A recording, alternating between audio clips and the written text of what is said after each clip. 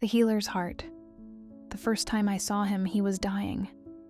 Blood seeped between my fingers as I pressed herbs against the gash in his side, my heart racing as I felt his life force ebbing.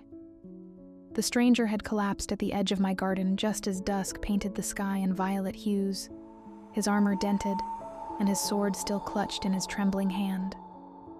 3 arrows protruded from gaps in his metal plates, and a deep sword wound crossed his ribs. I knew what I had to do, though it might reveal everything I'd fought so hard to hide. The village already whispered about my unusual success rate with difficult cases. One more unexplainable healing might be all it took to transform whispers into accusations. But I couldn't let him die. Something about him called to me, even in his unconscious state. Perhaps the peace in his face despite his grievous wounds, or the way his hand had reached for mine as I knelt beside him. "Hold on," I whispered, placing one hand over his heart. The earth's energy surged through me like liquid moonlight, flowing from the soil beneath my knees, through my body, and into his wounds. Soft green light illuminated his face, strong features, dark hair, and eyes that suddenly flew open to meet mine. Those eyes. In that moment, I knew my life would never be the same. My name is Elizabeth Greythorne, and I am a healer. What the villagers don't know is that my gift comes from something deeper than herb lore and poultices. The magic runs in my blood, as ancient as the forest itself. My grandmother called it the old way, the art of channeling the earth's own healing energy through human hands.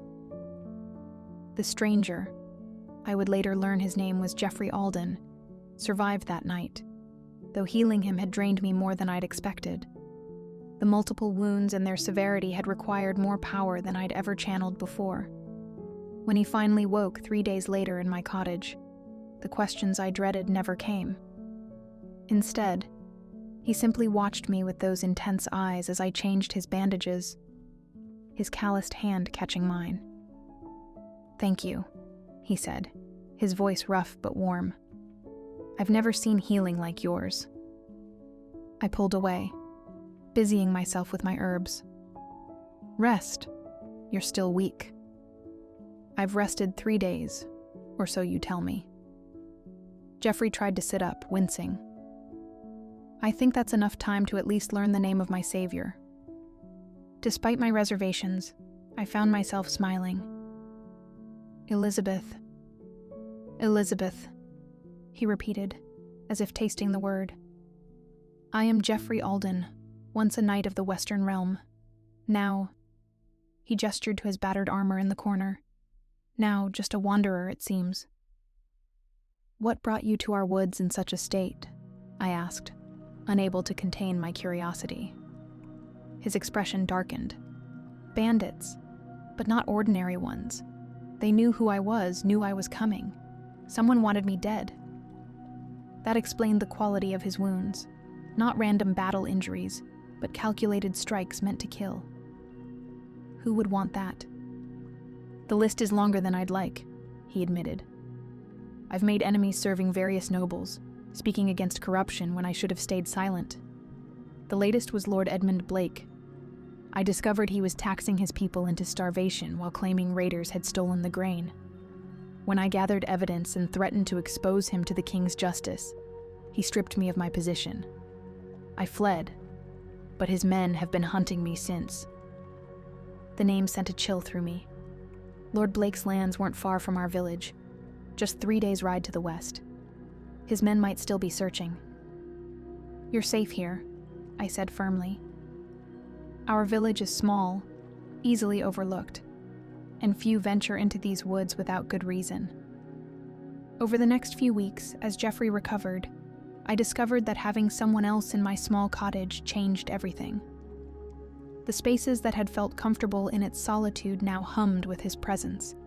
He insisted on helping despite his injury, chopping herbs, organizing my shelves, even attempting to cook, with disastrous results that left us both laughing. At night, when the cottage grew quiet save for the crackle of the hearth, we talked. He told me of battles fought and kingdoms served, of disillusionment with lords who cared more for power than people. I spoke of my childhood, learning healing from my grandmother, though I carefully avoided mentioning the magic that had passed down with that knowledge. "Your grandmother," he said one evening. "She must have been remarkable. The villagers speak of her still." I nodded, feeling the familiar ache of loss. She was everything to me after my parents died. She taught me not just about herbs and healing, but about responsibility, about using one's gifts to help others. "She would be proud of you." Geoffrey's hand found mine in the firelight. "I see how the villagers depend on you, even if some of them fear what they don't understand." My heart skipped. "What do you mean?" "You're different here," he continued. "The villagers, when they come for healing, they respect you, but there's fear in their eyes. They don't see you as I do." My hands stilled in their work of grinding herbs. "And how do you see me?" Geoffrey moved closer, his fingers brushing a strand of hair from my face. "I see someone who carries light within her. Someone who could have left me to die, but chose to risk everything to save a stranger. Someone whose power comes from compassion, not ambition." "You don't know what you're saying." I stood, my heart pounding. "You don't know what I am." "I know enough." He rose too, and despite my protests, pulled me into his arms. "I know that whatever power flows through you, it comes from love, from a desire to heal, to protect. How could that be wrong?" The church speaks of many things," he interrupted gently. "But I've seen too much of the world to believe that all magic is evil.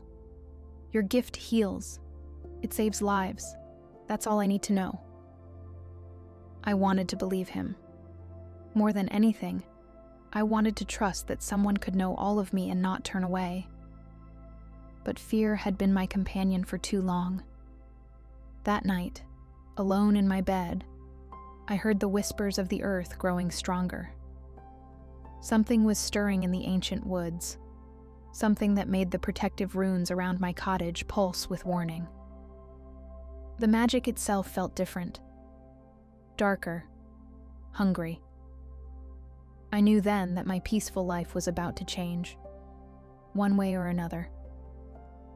The next morning, as I walked to the village for supplies, the whispers followed me. Literally this time, Mrs. Eldridge and her daughter, huddled with the baker's wife, falling silent as I passed. Their eyes held more suspicion than usual, and I knew why when I reached the marketplace. Thomas Blackwood, the merchant's son who had once sought my hand in marriage, stood holding court among a group of villagers. His voice carried clearly, "Unnatural, that's what it is. Green light in the night, they say. My own cousin saw it. And now she harbors this stranger, this knight, who appeared from nowhere." I hurried home, my basket only half filled.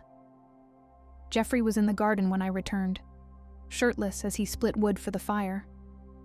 The sight of him, so strong now, so different from the dying man I'd found, made my heart ache. He saw my face and immediately dropped the axe. "What's wrong?" "They know," I whispered. "Or they suspect. Thomas Blackwood is stirring up the old fears." Geoffrey's jaw tightened. "Let them talk. I won't let them harm you." "You don't understand. The magic, it's getting stronger. Something's coming, something that's making the earth itself restless, and using my power." I hesitated. "Each time it takes more from me. That night I healed you. I've never been so drained. One day, it might take too much." He stepped closer, taking my hands in his. "Then let me help you carry this burden. Let me be your strength when you need it." "I can't ask that of you." "You're not asking. I'm offering." His hands moved to cup my face. "Elizabeth, From the moment I opened my eyes and saw you bathed in that green light, I knew my heart was yours. I've wandered so long, searching for purpose, for home. I've found both in you. The kiss, when it came, felt inevitable as sunrise. His lips were gentle but insistent, and I melted into him, allowing myself to believe, just for a moment, that love could be stronger than fear. That belief was tested sooner than we expected. That very night, the ancient force I'd sensed in the woods made itself known. I woke to the sound of screaming from the village and the sight of sickly purple flames rising above the trees. Geoffrey was already up, pulling on his armor. "Stay here," he ordered. "No." I grabbed my herb bag and the staff my grandmother had given me, a length of rowan wood carved with protective runes that helped focus healing energy. "Whatever this is, it's connected to the old magic. You'll need me." We found the village in chaos. Purple fire crawled along the ground like living things, but they weren't natural flames.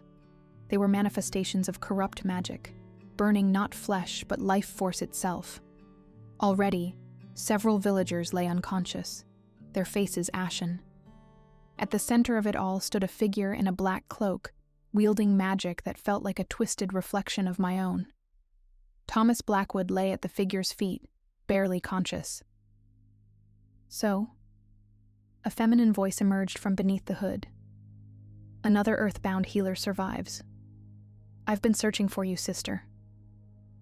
"I am not your sister," I said, feeling the earth's power rise within me.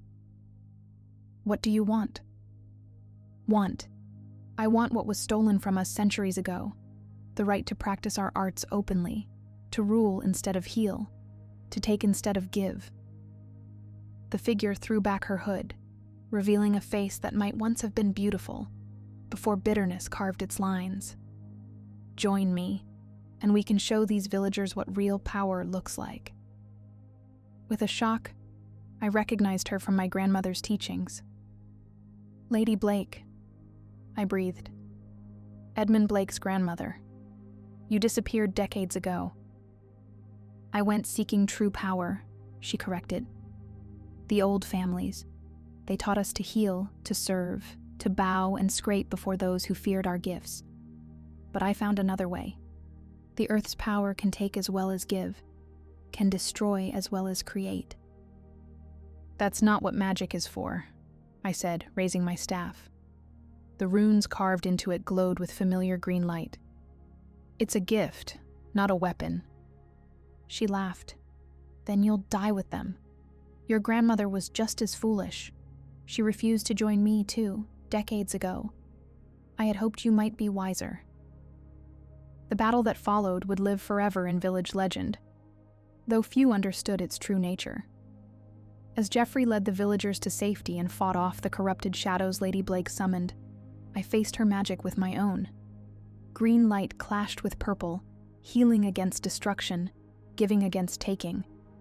I felt the earth respond to my call, channels of power opening wider than ever before.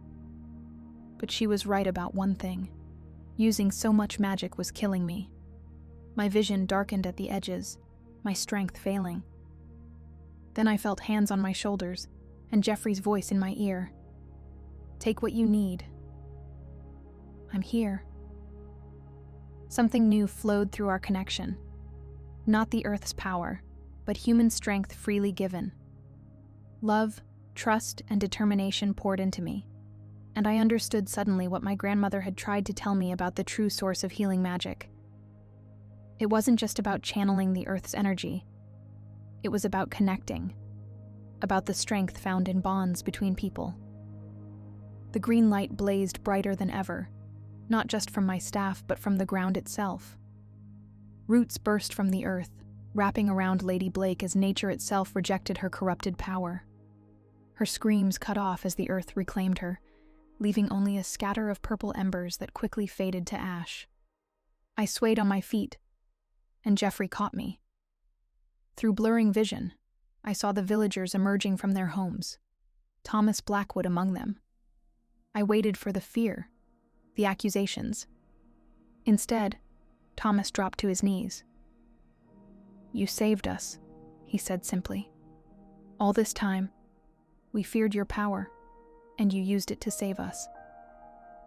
One by one, others joined him. Mrs. Eldridge brought blankets. The baker's wife offered bread. And slowly, I realized that the very thing I'd feared, being seen for what I truly was, had set me free.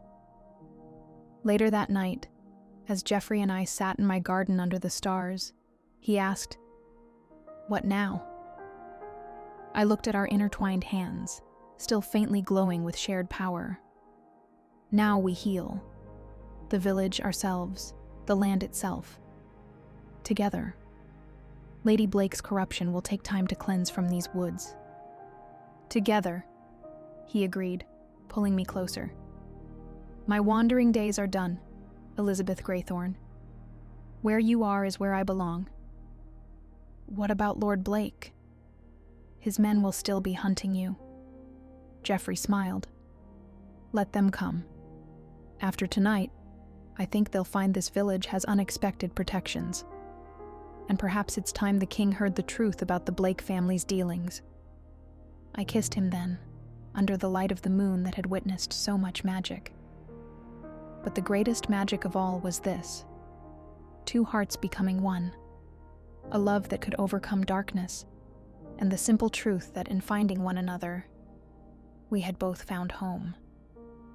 The earth hummed beneath us in approval, and for the first time in my life, I felt completely, utterly at peace.